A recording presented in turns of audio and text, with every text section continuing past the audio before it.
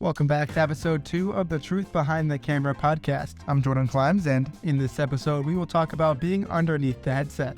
Today's guests are Dom Migliacani, Mick Tidrow, and Chris Taylor. Dom is an amateur in the sports play-by-play business, and Mick has established himself in the industry. Chris Taylor is the director of SportsLink, where both Dom and Mick have worked, and he has an inside perspective of what it takes to make it in sports media.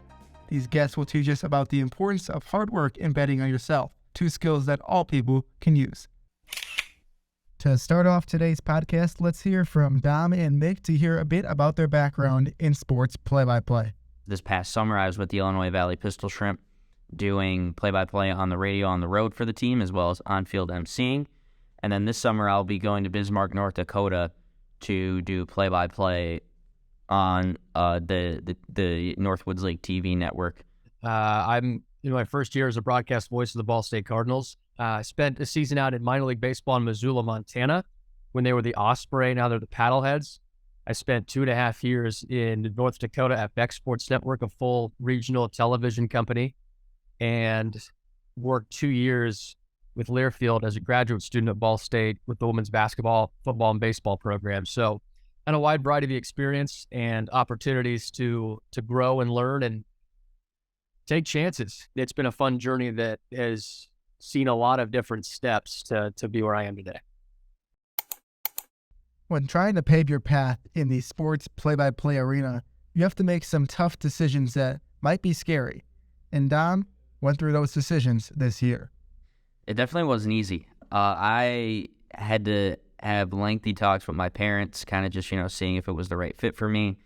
I was like, I'm now really considering going 13 hours away because I was originally just going to go back to the Pistol Shrimp for another year because, it's the safe route. It's close to home, about an hour away from where I am in the suburbs of Chicago. But now going up north, being 13 hours away from home, is definitely a scary thing. But the opportunity that I'm going to get with the Larks is much bigger of a role than what I would have with the Pistol Shrimp, and it's something that I know that if I want to excel in this career and really go for it and try to make a name and improve myself as an announcer, then I had to take this risk, and it was scary at first.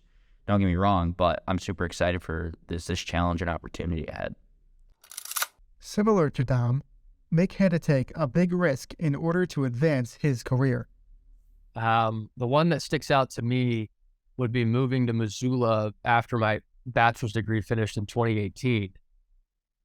That process happened really fast, and I didn't have a place to live, didn't have a place to go to on a map. It was get to Missoula, figure it out, and that's what I did. I had one bag, a huge red bag. Then I put all the stuff that I could fit in there on like a couple weeks' notice, put in the bag, and had somebody go to an apartment complex for me to tour the apartment. And I signed the lease virtually and just said, hey, I have to do it because I need somewhere to live.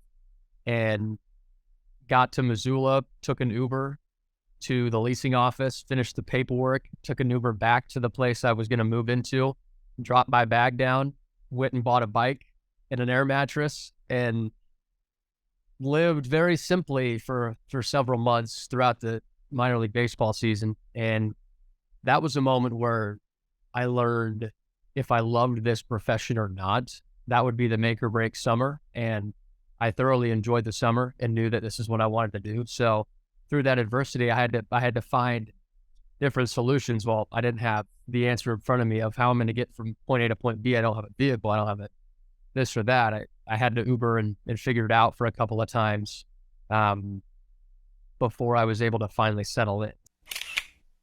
Chris Taylor had been there along the way for both Mick and Dom's journey, and he was a big part in advising them to take these risks, even if they did fail, because he knows that's an important part of success. I wish college students, specifically some in what we do in SportsLink, would not be afraid to take a risk or be afraid to fail, because you'll never get better at it unless you are doing it consistently. And I think too many people try one thing or two things and they think they're good, and then they've got it and they don't have to continue, which is not the case. And that's going to be a really rude awakening in the real world. There's no doubt that sometimes it can be hard to settle in, not just in play-by-play, but in life. And for Mick, he knows that he had to weigh the pros and cons in order to make his final decision.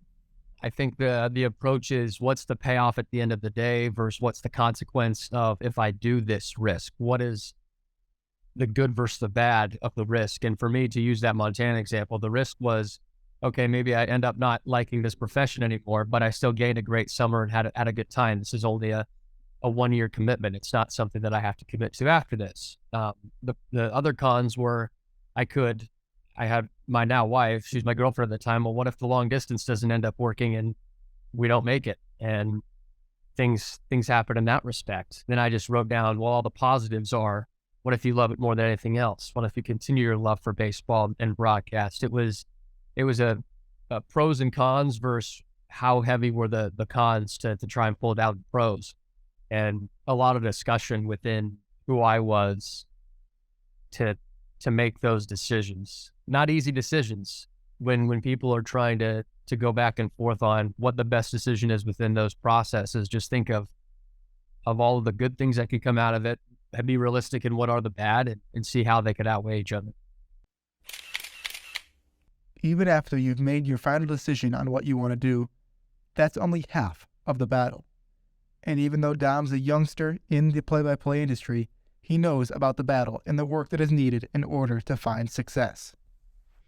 I'm going to take one day at a time and just let myself know that I am nowhere near a finished product, and that's okay, because announcing is hard. I think for me, it just comes down to, not getting too ahead of myself, calming down, and working my tail off. I think is something that's going to be huge, is just working hard. And I know that if I want to be the best version of myself, then I'm going to have to find those little intricacies that are going to make me just a step better. So I always say, you always got to outwork the person, next to you trying to get the same job. And if you put in that little bit more work, then it'll pay off. And I know this is a very competitive field, and there's a lot of hard work that goes into it. So I'm just looking to find ways, listen back to myself, just improve the small things and pay attention to detail.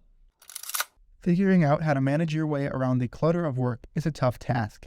And for Mick, it's one that he learned to do from his roots. A lot of it centers around my competitive nature from playing baseball growing up, from little kid through high school, and having the opportunity to compete in sports. That's where one of the bet on itself natures came to fruition. And I had parents that were very supportive of pushing for things that we wanted in life, whether it was within the bounds of society's checkbox or not. I think it also just comes from repetition in the face of adversity, and whether that came in baseball, school, friendships, finding ways to battle through those hardships and those trials were super important. And it can be a big trial, it can be a small trial, but instead of avoiding the trial, how do I face that problem and make a solution out of it? Mick has been tested through the years, but the main thing that keeps him going is his love for the craft.